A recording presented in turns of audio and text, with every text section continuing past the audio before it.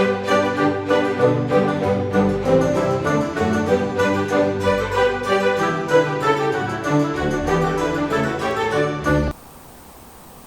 guys, the third single-handed sword that I purchased second-hand is the Pearce Norman sword.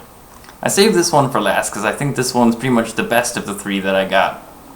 Taking a look inside the scabbard first.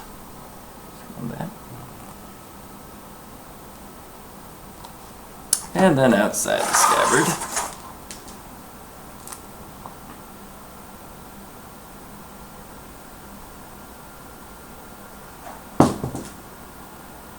Alright, so going through this sword, the pros, and why do I think this is the best of the three swords I reviewed today. Starting right at the grip, this is the correct grip length for a Norman or a Viking sword. That is 3.75 inches.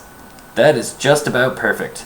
My hand fits right in the grip with very, very little space, if any, towards the pommel. And the grip is a traditional wood and then cord and then black leather over it.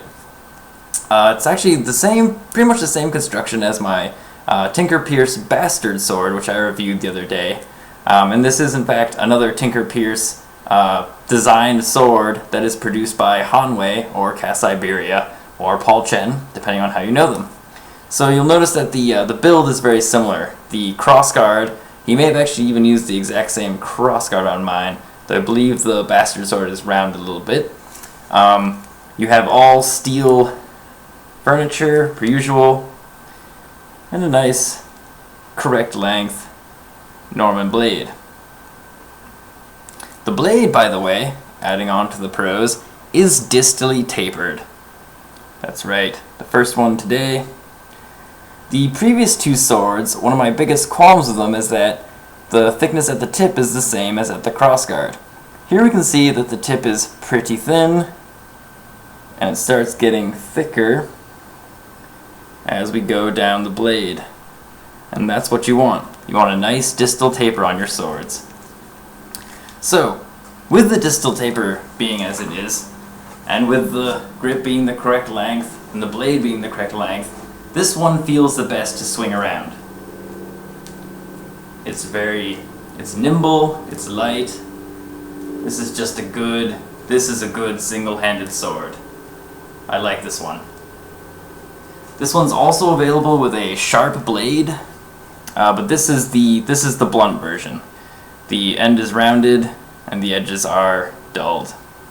You'll notice that, again, this is a second-hand sword, so it's fairly dirty. The blade has some rust and some pitting on it.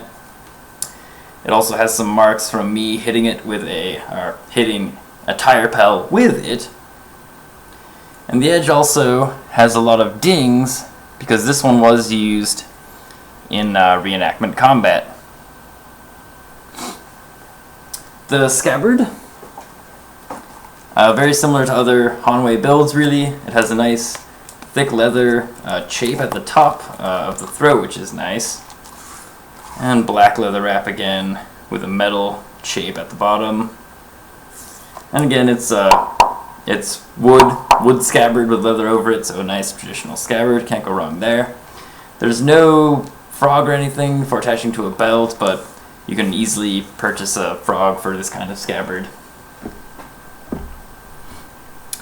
So we're still on pros, because I actually really like this sword. Don't have a lot of cons for it. For a reenactor, or someone who's doing reenactment combat, or just doing costuming, this sword fits the part of a Norman sword, a medieval sword, a Viking sword. This is really at home in all sorts of one-handed sword arenas. You could do Viking or Norman combat, you could do I-33 sword and buckler, or you could just practice normal arming sword techniques. It's a really neat sword. For a HEMA or WMA practitioner, this is also a good choice because it's correctly balanced, it's got a historical length grip,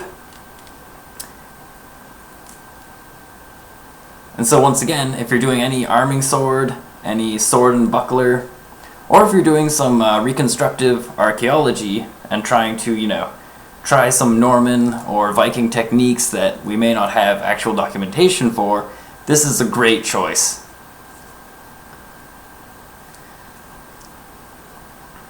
The only con I found of this sword is the pommel. The pommel is peened, which is good, but the shape of it has these sharp points you can kind of see on the edges. And I've noticed that if you swing the sword incorrectly, or just trying to swing it around, sometimes that pommel, especially if your hand is positioned here, that pommel, the sharp point, can dig right into your hand like this. I'm trying to get that on camera. It's a little tricky to see on camera. Yeah, there it is, sort of digging into my hand. So I found that when you swing with this sword, your hand should be off to this, basically needs to be off to the side a bit, and the sword needs to drop this way, sort of missing, so the pommel misses your hand like that. Again, kind of hard to demonstrate here, but that's the only con I have of this sword is, ooh, the pommel's a bit pointy. That's pretty good. That's a, you know, that's a decent thing to be your only complaint.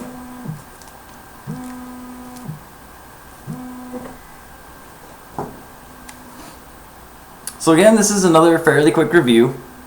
This is the Hanwei Pearce blunt Norman sword.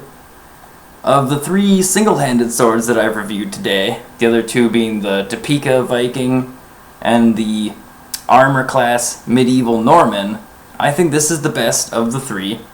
It's correctly weighted, it has the correct distal taper, it has the correct grip length.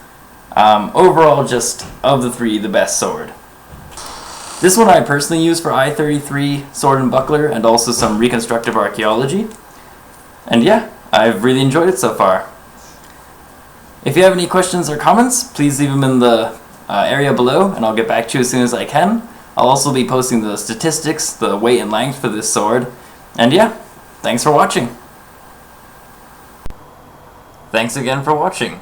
Please hit subscribe and check out some of these other videos.